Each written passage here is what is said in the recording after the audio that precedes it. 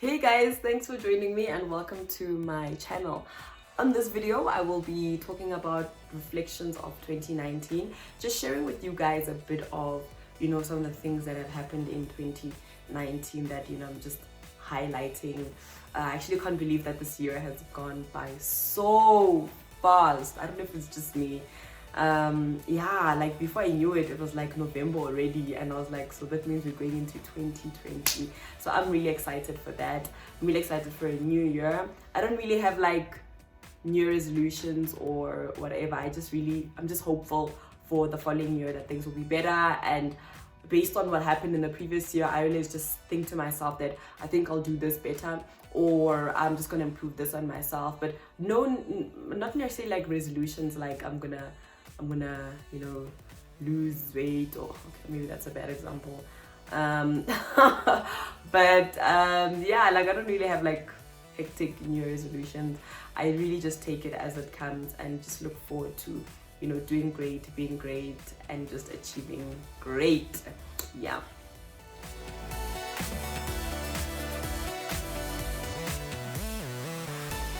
So one thing that I took away from 2019 was to be courageous and be brave. There's so many things that happened in my life that I had to take head on. And I think the thing that I learned so much in those moments was that I absolutely had to be brave and just do it. One example is starting my YouTube channel. And when I started this channel, I think the thing that I actually wanted to do was just create a platform where I could interact with people, share my thoughts, and share some things that inspired me and inspired my life, and hopefully could inspire anybody else who was watching it. And through that, and I think when I started, I was really, really nervous. But I mean, obviously there was excitement, but there was a bit of nervousness that came with it, because I'm like, venturing into something new, what if it doesn't work out, or what if something goes wrong, those sort of things when you go into something new. But I think having done this and continue to do this really teaches me to continue to be brave, right? And sure, like it was such an amazing lesson. I think it's such an amazing trait to continue to have as a person, to say that, I can be brave and I'm gonna be courageous. And if there's anything that you want to do, right, you have to absolutely continue it. Miss Universe, what did she say? She says that we need to take up space and cement ourselves, right? So that's just one of the things that being brave allows you to do when you have courage. It allows you to take up space and cement yourself. So big ups to Zosie, hey, and big ups to Miss World, another woman who is black and is a queen. And yeah, so that's just great, guys. I feel like yeah. But absolutely, guys, I think being brave and being courageous is one of the biggest lessons that I just took through this year. And it didn't just apply in my internal life, me alone, but other things, other obstacles that came about around me. The potential of growth, the ability to grow and stretch yourself, it truly came in as a result of me saying to myself that, I have the ability to do this, and I'm going to be courageous about it. Even if things didn't seem like they were going to be wow, or they didn't seem like they were going to go in the proper direction, the one thing I could take away is that, I was brave, and I'm so glad that I taught myself how to venture into something with so much strength and so much courage. And speaking about being brave,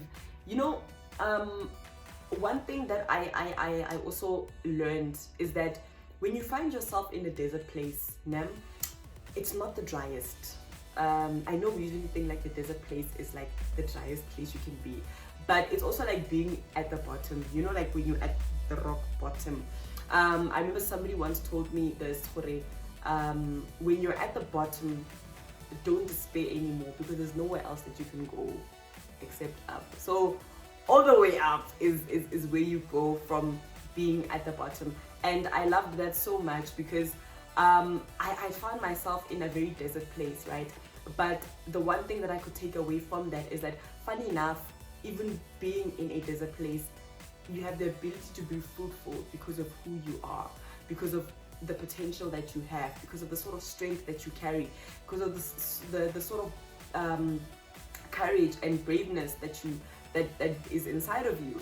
And so I learned that, you know, sometimes the desert place is not the worst place that you can actually be at. In fact, it's a place that allows you to grow. It's the place that allows you to spend time with yourself, to really rediscover who you are, and to really tap into that side of you that says, you know what, if I'm in a place where it seems like nothing survives here, I can actually do so much, and I'm going to be fruitful in this particular place. It actually reminds me of when Joseph was in Egypt, and he had children. One of his sons' names was Ephraim, which means, for God has caused me to be fruitful even in the land of my affliction. And that was saying that, you know, God, he takes you even when you're in a desert place, and he still causes you to be fruitful. And sure, the desert place, man, you learn so much just about yourself, Shem. When you're in a place where you feel as if it's empty, you feel like there's nothing to do here, there's absolutely nothing that is going on, be courageous and know that you can absolutely be fruitful. You can expand yourself. I think it's the best testing ground for knowing who you are and knowing what you're capable of doing, you know. And the other thing that I take away from being in the desert place and being brave is the fact that it allows you to get to know yourself better. You know, one thing that a lot of people take for granted is spending time alone and spending time with yourself. You know, it's not necessarily to the point of being lonely, right? But it's to the point of saying, okay, I can actually enjoy my own company, right?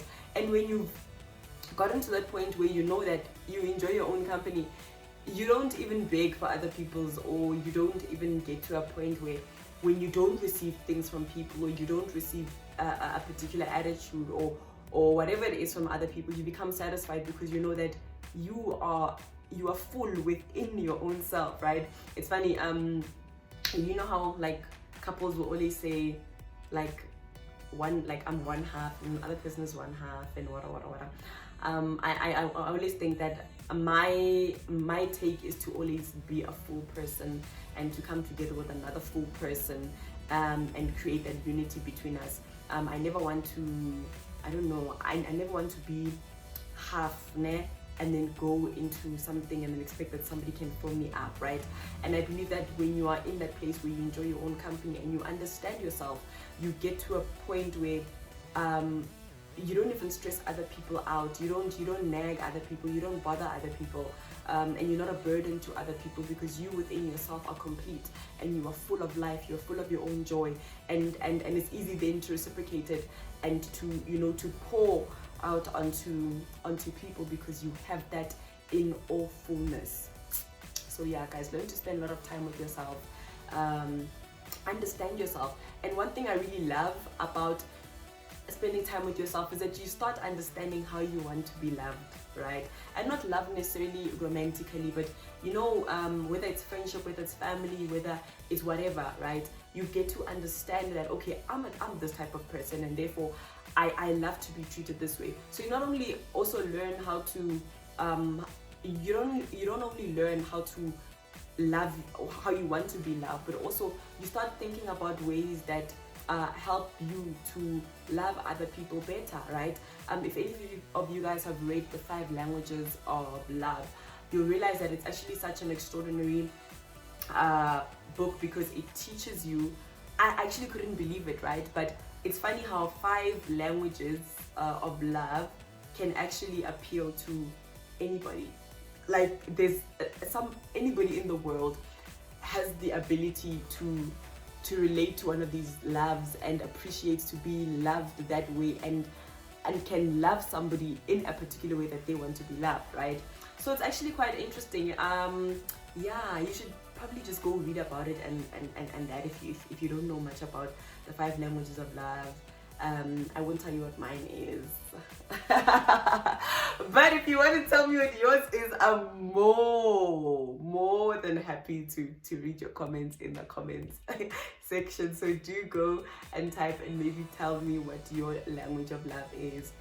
If it's 1 or if it's 2 or if it's 3, whatever it is. But yeah, guys, very important to spend time with yourself. You gain so much power from that. Yeah.